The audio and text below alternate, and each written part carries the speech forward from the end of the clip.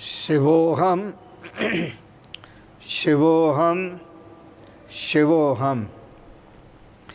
अध्यात्म विद्या, अध्यात्म उपनिषद, रे-कुराम संवाद। पूर्व प्रसंग में आप श्रवण कर रहे थे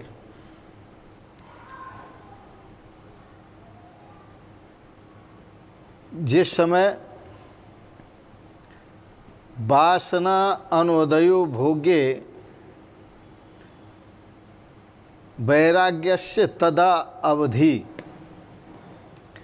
भोगने लायक पदार्थ सामने उपस्थित हों और उनको भोगने की वासना उदय न हो, भोगने की वासना जागृत न हो, यह वैराग्य की अवधि है। राम जी, ये कैसे पता चले कि इस व्यक्ति को पूर्ण वैराग्य है? आप नहीं जान सकते, परंतु जिसको वैराग्य होता है वह स्वयं जानता है। वैराग्य है या नहीं है, इसकी कसौटी साधक स्वयं है।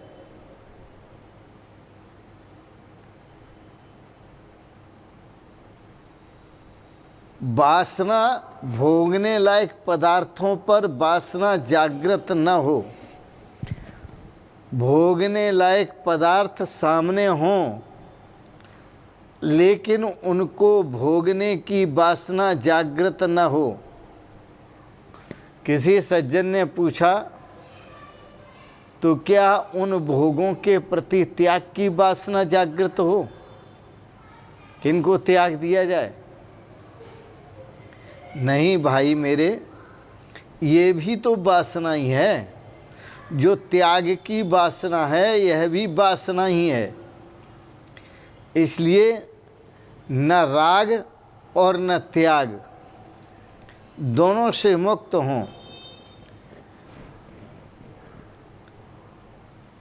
यह जानकारी किसको होती है कि मेरे अंदर न राग है न त्याग है, न त्याग की वासना है न राग की वासना है।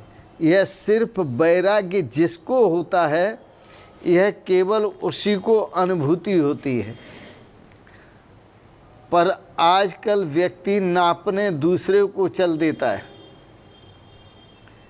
कि हम परीक्षा लेंगे, इसको वैराग्य है या नहीं है। पर यह भी नहीं सोचता कि परीक्षा लेने की वाले की योग्यता कितनी होनी चाहिए, क्योंकि कम योग्यता वाले अधिक योग्यता वालों की परीक्षा नहीं ले सकते। तो जिसको वैराग्य होता है, और अक्सर उस वैराग्यवान महापुरुष की परीक्षा वो लेते हैं जिनको वैराग्य नहीं होता है। वह परीक्षा लेते हैं और चल देते हैं इसी परीक्षा लेने के लिए। इसलिए वासना जागृत न हो, यह सिर्फ जिसको वैराग्य होता है वही जानता है, कोई दूसरा नहीं जानता।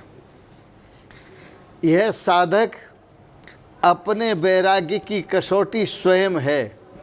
यह साधक अपने वैराग्य की कसौटी स्वयं है।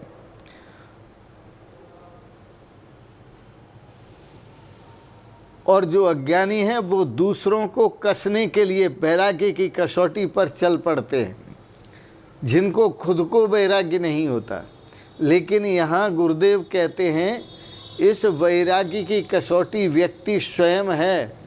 यदि उसके अंदर वासना जागृत नहीं हो रही, न राग हो रहा है न घृणा हो रही है, तो इसका मतलब है इस व्यक्ति को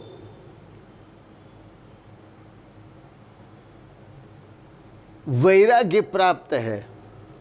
इसलिए वो दोनों से मुक्त है। अब महावीर स्वामी वैराग्यवान थे या नहीं, बुद्ध भगवान वैराग्यवान थे या नहीं, यीशु भगवान वैराग्यवान थे या नहीं, भगवान श्री राम वैराग्यवान थे या नहीं, भगवान श्री कृष्ण वैराग्यवान थे या नहीं। अरे भाई, तू दूसरों की क्यों पूछता है? तू अपनी पूछ, कि तू खुद ही अपने आप से अपनी पूछ कि तू खुद वैराग्यवान है या नहीं है। क्यों कि दूसरे वैराग्यवान होंगे तो उसका भगवत भक्ति फल या परमात्म तत्व का ज्ञान उनको प्राप्त होगा। और जब तू स्वयं वैराग्यवान होगा और अपने को वैराग्य की कसौटी पर कसेगा तो तुझे परमात्मा की प्राप्ति होगी और तुझे लाभ होगा।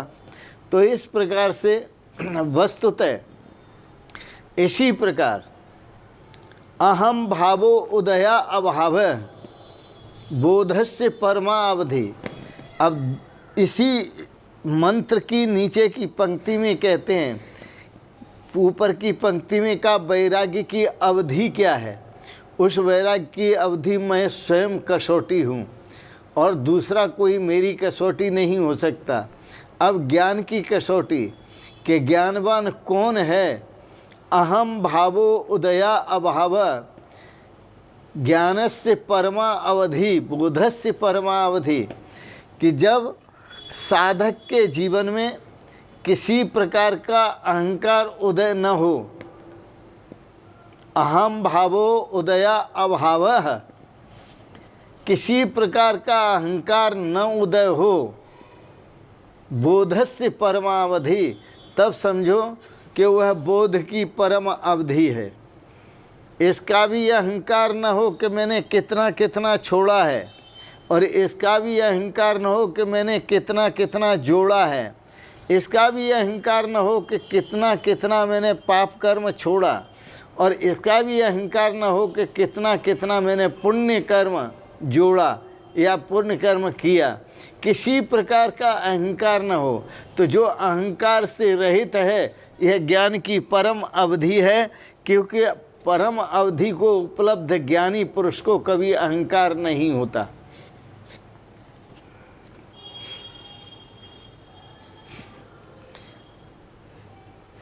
अब कोई आदमी ज्ञान को उपलब्ध हो गया, कोई साधक क्या ज्ञान को उपलब्ध हो गया, तो जरूरत क्या है उसके परीक्षण करने की? क्योंकि तुम परीक्षण करो भी तो तुम कर नहीं पाओगे, क्योंकि जो ज्ञान को उपलब्ध होता है उसके भाव अलग होते हैं।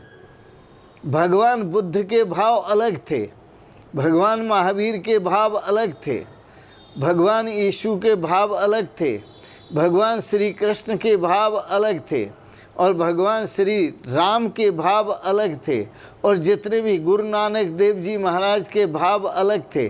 तो अलग जो भाव होते हैं वह सिर्फ और सिर्फ उन भावों का ज्ञान उसी महापुरुष को होता है जिसके भाव अलग होते हैं। हाँ, इतना सोच सकते हो कि ये महापुरुष जब ज्ञान को उपलब्ध हुए हैं तो मैं भी ज्ञान को उपलब्ध हो सकता हूँ। ये सोच सकते हो। ये महापुरुष वैराग्य को उपलब्ध हुए हैं तो मैं भी वैराग्य को उपलब्ध हो सकता हूँ। और इसका भरकस प्रयास करें, और प्रयास करने पर ही श्रेय को प्राप्त होंगे। तो कोई और हो गया हो उपलब्ध, मैं भी हो सकता हूँ, लेकिन हो नहीं पा रहा हूँ, इससे गिलानी पैदा होती है। प्रयास करो, दूसरे महापुरुष ज्ञान को उपलब्ध हुए तो आप भी ज्ञान को उपलब्ध होंगे। दूसरे महापुरुष वैराग्य को उपलब्ध हुए तो आप भी वैराग्य को उपलब्ध होंगे। और ज्ञान और वैराग्य का जो फल है वो है कैवल्य स्वरूप की प्राप्ति, वह है विदेहता की प्राप्ति, वह है समाधि निष्ठता की प्राप्ति, वह है निर्विकल्पता की प्राप्ति, वह है अद्वैत भाव की प्राप्ति, वह है उदासीनता भाव की प्राप्ति, वह है पूर्णत्व भाव की प्राप्ति, वह है एकत्व स्थिति की प्राप्ति। वह एक ऐसी स्थिति है कि वह स्वयं का भाव है वह, और स्वयं का जब भाव उदय हो जाता है तो साधक सोचता है स्वयं ब्रह्म स्वयं विष्णु स्वयं इंद्र स्वयं शिवा स्वयं एव परब्रह्म स्वयमाद अन्यन्य किंचन। अपने स्वरूप का बोध होता है तो आप किसी को अपनी कसौटी पर न कसें। जो जिस तथ्य को प्राप्त हुआ है, वैराग्य को प्राप्त हुआ महापुरुष वैराग्य की कसौटी पर स्वयं को कसता है। ज्ञान को उपलब्ध हुआ महापुरुष ज्ञान की कसौटी पर स्वयं को कसता है।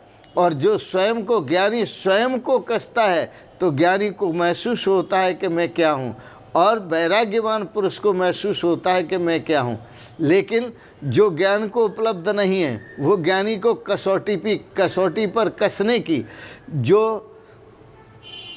कसने का जो प्रयास करते हैं उनका दुष्प्रयास है, बुरा प्रयास है, वो कभी उसे कसौटी पर नहीं कस सकते। इसी तरह वैराग्यवान महापुरुष जो वैराग्य को उपलब्ध हुए हैं, इसके अलावा जो रागी पुरुष वैराग्यवान पुरुष को कसौटी पर कसना चाहें तो वो कभी नहीं कस सकते। इसलिए जो महापुरुष वैराग्य को उपलब्ध हुआ है वही अपनी कसौटी को समझता है, जो ज्ञान को उपलब्ध हुआ है वही अपनी कसौटी को समझता है। इन शब्दों के साथ ही वाणी को विराम दूंगा। ओम शिवोहम शिवोहम शिवोहम। आपने बड़े प्रेम और श्रद्धा से भगवत तत्वात्मक चर्चाओं को श्रवण किया, इसके लिए बहुत बहुत अनुग्रहित है। आपको अच्छा लगा सब्सक्राइब करें, लाइक करें, शेयर करें, और अंत में आप सबके लिए अनंत मंगलमयी शुभ कामनाएँ करते हुए बहुत बहुत आशीर्वाद, बहुत बहुत शुभकामनाएँ, बहुत बहुत प्रणाम। ओम शिवोहम शिवोहम शिवोहम।